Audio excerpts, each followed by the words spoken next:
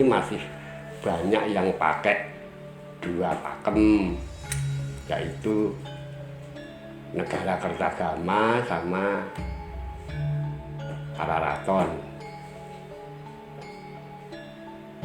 Nah, itu pakem bakunya kalau dia menceritakan legenda gitu ya. Hai, I'm Dini. Welcome to my channel. Luas sekali ya Pak ya. Jadi sebagai sutradara di Ketoprak itu juga harus punya wawasan yang luas juga ya Pak ya. Apalagi tentang sejarah gitu. Kita harus ngerti banget alurnya cerita pakem ini, apalagi kalau mau menceritakan tentang cerita sejarah. Dan kita nggak bisa langsung main-main comot-comot aja gitu, naskahnya ini udah gabung, ayo kita bongkar, kita bedah naskah terus digabungin, tapi nggak tahu. Tapi kalau sekarang itu justru banyak digunakan karena dianggap sebagai masukan. Jadi digunakan itu jadinya bergotong royong untuk menggarap satu cerita saja. Kalau Ketoprak itu memungkinkan harus ada ini, harus ada ini, harus ada ini. Dan kalau sutradara itu kalau bisa ya harus menggunakan ini, harus paham ini, soalnya ditangani sendiri. Iya. Nah, kecuali kalau dia itu menangani tidak memperhitungkan ini, ya itu bisa dia minta masukan dari teman, jadi digarap rame-rame itu maksudnya. Jadi bukan digarap satu sutradara, seorang sutradara. Iya, maksudnya sih itu tadi, maksudnya gotong royong. Dengan gotong royong itu atau mencari masukan dengan yang lain, dia juga harus tahu gitu loh. Ya intinya mesti ada yang tahu. Sutradara itu kan bukan hanya tahu ceritanya, iya, harus tahu juga irama adegan, juga tahu iringan. Jadi kalau dia nggak tahu satu ceritanya tapi tahu soal tingkah actionnya saja, hal yang lainnya itu minta tolong sama temen, ya nggak apa-apa. Iya betul. Berarti emang susah kalau jadi sutradara benerannya. Maksudnya yang masih mau mempertahankan pakem. Kalau di dalam wayang orang itu kan ada dalang ya Pak ya. Ya bisa dikatakan juga dalang sebagai wakil dari sutradara ya Pak. Karena dia juga menceritakan secara langsung lah, menyampaikan cerita-cerita di pagelarannya itu. Nah, kalau di Ketoprak ada nggak Pak dalangnya Pak? Sebenarnya ya ada sih yang pegang kentongan itu. Dulu itu kan masih zaman Ketoprak menggunakan lesung, itu kan ada alat yang dinamakan tiprak.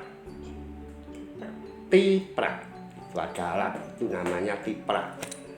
Nah, itu sudah dijadikan wakil penyelenggara atau wakil sutradaranya untuk menjadi sarana untuk memandu atau memerintah kapan adegan ini dimulai, kapan adegan ini dihentikan. Itu pakai orang yang membawa tiprak itu. Nah, tiprak itu kalau di wayang kulit atau wayang orang, tiprak itu dimaksudkan dengan keprak dan kepiek.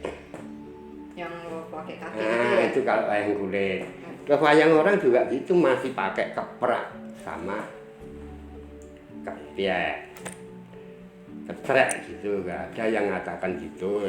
Tapi kalau di Ketoprak tidak pakai ketrek, tapi pakai tiprak. Itu digantikan wujudnya kentongan. Jadi kentongan di Ketoprak itu difungsikan untuk itu.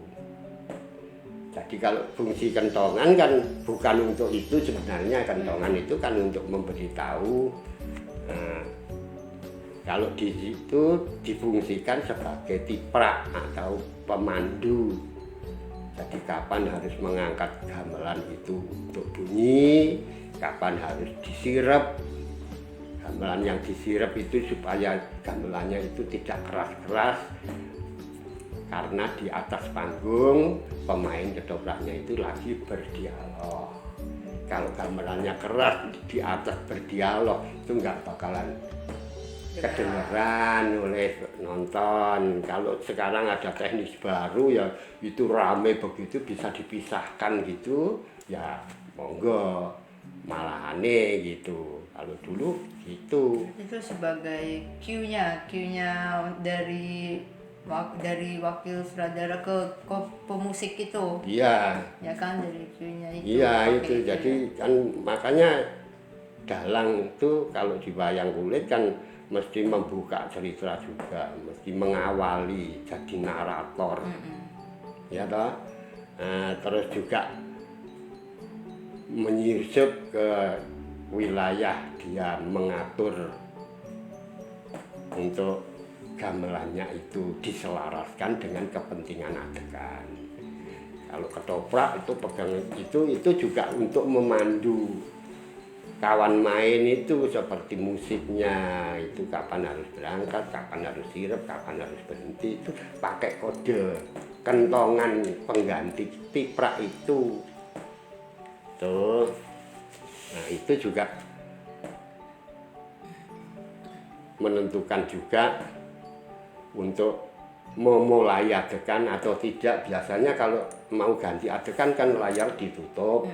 Nah itu untuk memulai adegan itu kentongan itu mendahului untuk mengangkat musiknya. Jadi kadang musiknya pengiringnya itu diangkat dulu baru kelihatan pemainnya tuh. Sebagai kode. Nah dalang juga gitu kan, belum ada apa dia mesti pocapan dulu.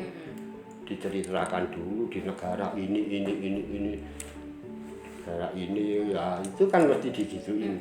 Begitulah negara ini baru tampil wayangnya. Terus sebelum itu mau bicara saja didahului. Kalau wayang kulit kan biasanya dipateti dulu, disendoni dulu atau diodo-odo dulu.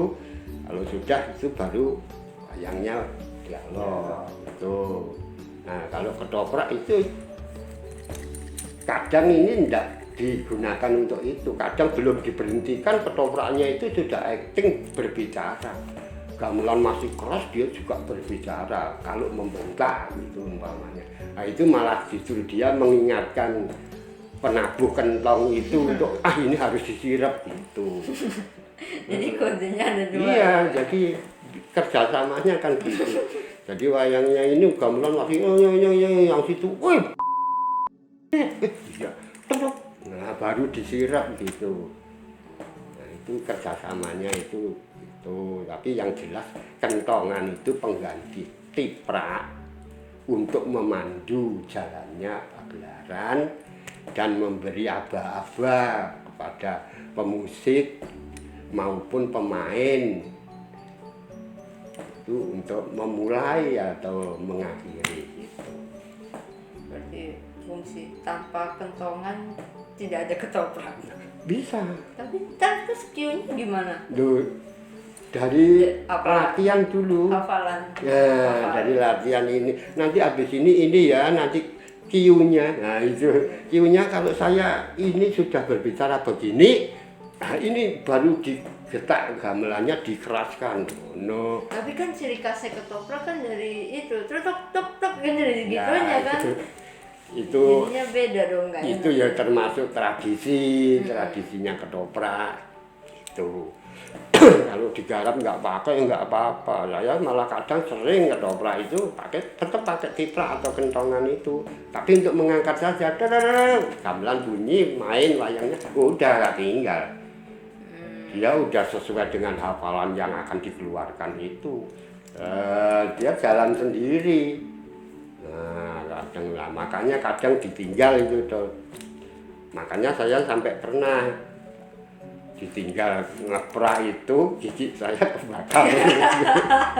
Itu kejadian bersejarah, makanya sekarang jadi nggak pasang lagi dilem, taruh di lampu kebakar itu giginya. Untung yang hancur gigi ya Pak, bukan pentasnya ya Pak. Karena saya kan nganu untuk nuruti tradisi itu tadi harus ada keprak, ya, harus ada kentongan yang dianggap keprak itu sebenarnya dari dulunya itu ada alat yang namanya tiprak itu. Kalau nggak salah itu ya sesuai dengan keprak itu apa, kalau orang di sawah itu kadang ngusir burung itu pakai bambu yang dihancurin gitu, gitu. Itu tadinya untuk memandu lesung dan kotean. Koteannya itu juga ada yang berwujud kentongan, tapi kentongan tidak pakai pegangan, kentongan duduk dijadikan musik.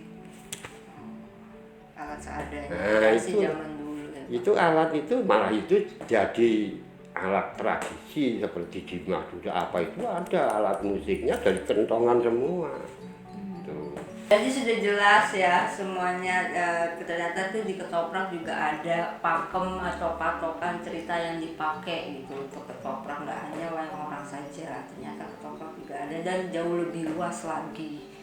Dan saya juga terjawab semuanya yang bertanya-tanya tadi tentang kenapa sih kok gigi palsunya Pak Aris terbakar, ternyata karena untuk tetap masih membutuhkan tradisi untuk ngeprak itu tadi. Ternyata itu sudah terjawab.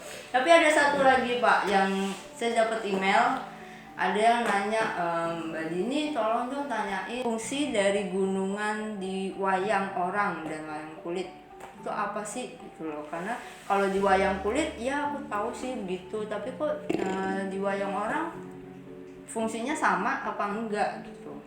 Ya itu punya fungsi sendiri. Gunungan itu kan kayun maksudnya awal mula. Nah itu juga dimisalkan gunungan itu diumpamakan dunia jagat bawono itu jadi seperti jadi simbol jagate wayang itu gunungan itu tadinya untuk membuka cerita dan menutup cerita. Terus oleh wayang wong karena membuka cerita tidak perlu pakai gunungan, layarnya depan yang pakai gambar gunungan. Itu menunjukkan bahwa inilah dunia wayang. Tuh. Terus sekarang jarang ada juga gunungan dipakai untuk layar depan di wayang orang, itu digunakan untuk sarana menutup hal yang harus disembunyikan. Misalnya dibuat suatu wayang, suatu tembang itu wayangnya nembang. Ini jadi situasi. Jadi situasinya itu ada seperti apa yang berkeliaran di belakangnya itu digantikan orang. Nah, untuk menutup orang biar tidak kelihatan orang, kalau orang itu kan ikut main dalam itu. Nah, ditutup pakai gunungan. Tapi gunungan gambarnya juga sama dari yang awal itu ya. Sama. Itu cuma gambarnya gitu. Tapi sekarang juga banyak gunungan yang gambarnya macam-macam. Itu dan model gunungannya juga macam-macam itu karena kemajuan itu. Dilihat ini kan masih selalu berusaha untuk lebih baik. Jadi bentuknya beda lagi gitu. Oh, gunungan aja bisa berkembang, berpindah tempat juga ya Pak, dari buka doang sampai penutup. Sekarang juga bisa jadi untuk nutupin yang ganti pemain ini. Nah, iya itu sebenarnya kalau umpamanya itu putri gitu ya, untuk menunjukkan suasana itu dulu tuh orang pakai bawa kembang aja gitu, pokoknya tidak tutup orangnya, kembang atau daun gitu gitu.